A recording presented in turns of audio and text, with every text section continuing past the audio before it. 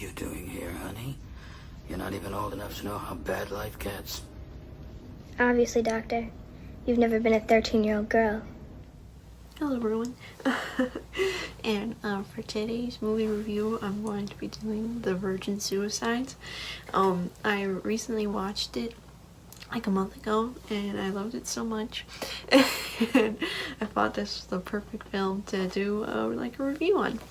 And it's directed by Sofia Coppola, and her dad is famous for the Godfather series. Francis Coppola, so she followed in her dad's footsteps, and I feel like I just love her movies because they have a very dreamlike quality, and they're definitely, like, she has her own signature on them. And she did Marie Antoinette, which is another good movie, and it also stars Kristen Dunst. Sorry. And this movie came out in 1999, and it stars, well, it's, before I get into the cast, it's based off a book, which people say this is, I haven't read the book personally, but that it's a very good adaptation to the book, because I heard it's kind of a hard book to understand. But it's the same name, Virgin Suicides, and it's by Jeffrey Eugenides. Sorry if I missed that last name. And it came out in 1999, and it has James Wood, Kathleen Turner, who I love, Kristen Dunst, Josh Hartnett, AJ Cook, who's Miss JJ in Criminal Minds. When I saw her, I was like, that's JJ. And it has that cast, was very good, and for some reason it follows 5 adolescent from ages 13 to 17 sisters, and they live in the upper middle class suburbs in Detroit in the 1970s. People saw their clairvoyance in the wiped out elms, the harsh sunlight, and the continuing decline of our auto industry. Even then, as teenagers, we tried to put the pieces together. We still can't. Now, whenever we run into each other at business lunches or cocktail parties, we find ourselves in the corner going over the evidence one more time. All to understand those 5 girls. But after all these years, we can't get out of our minds. Cecilia, the youngest, was 13. And Lux was 14. Bonnie was 15. Mary was 16. And Therese was 17. And their dad is like the math teacher in the suburbs where they live. And another thing with Sofia Coppola films is that from the world she created, there's like a real, like, impending doom that surrounds like the town, but the characters just don't know it yet. And during the 70s, during Detroit, GM Motors like shut out of business and made everyone lose their jobs. So that was happening while these girls are also living. So it shows the impending doom that surrounds them. And the Lipton girls live in a very strict, conservative household. Their family, like, they dress, the mother predominantly dresses the girls all the same. They have a party and it's supervised, very, like, strict. The girls feel very suffocated. Contact with the outside world was through the catalogs they ordered that started to fill the Lisbon's mailbox with pictures of high-end fashions and brochures for exotic vacations. Unable to go anywhere, the girls traveled in their imaginations to gold-tipped Siamese temples or past an old man with a leaf broom tidying a moss-carpeted speck of Japan.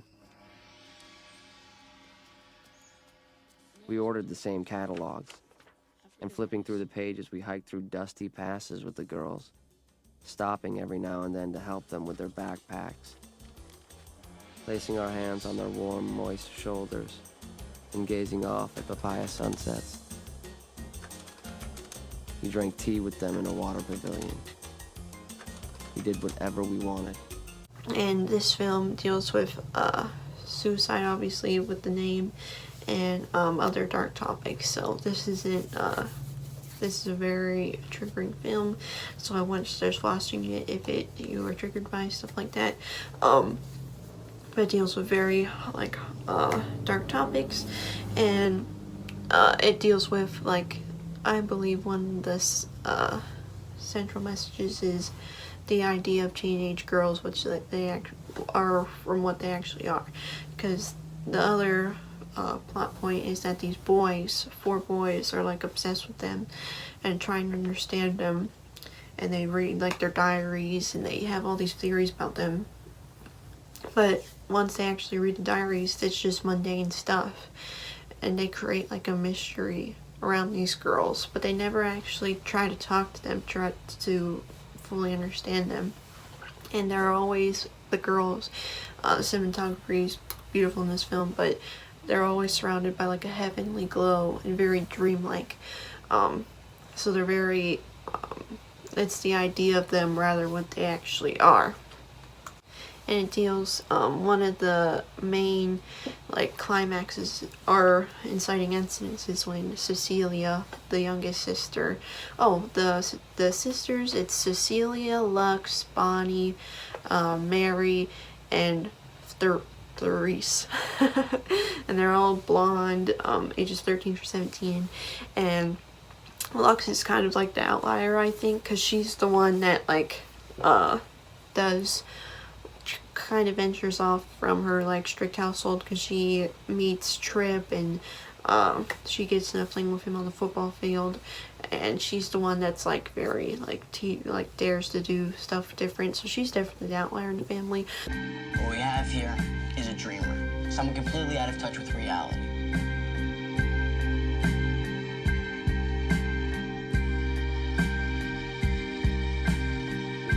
I'm gonna ask you out. Bad chance. Lux, please put your shit on this instant. Are you an aviation enthusiast? I don't know if I'd call myself an enthusiast, but yeah. Do you like to wrestle? But Cecilia is the youngest, and she after a party that their sisters have, she kills herself in a very violent way, and that is when the girls like really band together in their depression. They suffer from depression more, and they try to, another thing is in this movie, when anything bad happens or anything is dying, they try to get rid of it. One symbolism is the tree, and it's Cecilia's favorite tree, and it's sick just like she is, and they take it down, and the girls, once the tree grows again, the girls are very protective of the new tree that grows. So I feel like they relate with the trees. And another symbolism in this movie is the Virgin Mary.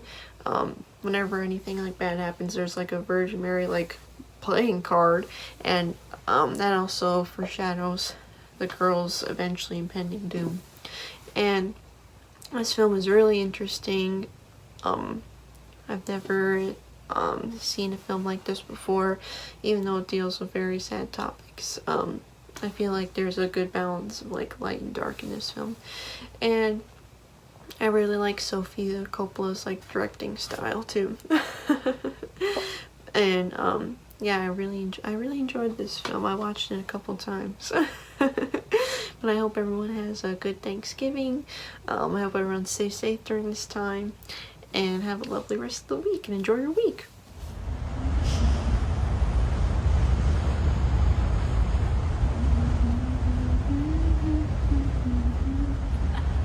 Ha